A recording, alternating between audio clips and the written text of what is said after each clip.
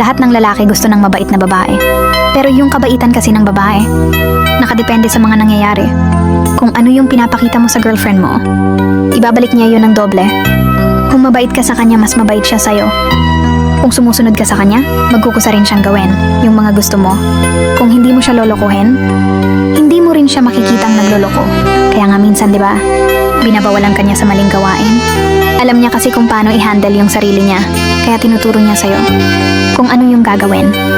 Lalaki kasi ang naglilid ng relasyon. Babae lang ang nagtuturo ng tamang direksyon. Kung hindi mo siya sinusunod, hindi ka din niya susundin. Kung hindi mo siya iniintindi, mas lalong hindi ka niya iintindihin. Hindi ganti ang tawag doon. Ang tawag doon, reflection, kumbaga ginagawa niya sa'yo. Yung mga bagay na natutunan niya rin sa'yo. Kaya kung ano siya ngayon, yan yung resulta ng mga ginagawa mo. Kung ano yung nakikita niya sa'yo, ganun din yung gagawin niya. Kaya kung gusto mo ng mabait na girlfriend, maging matino ka muna.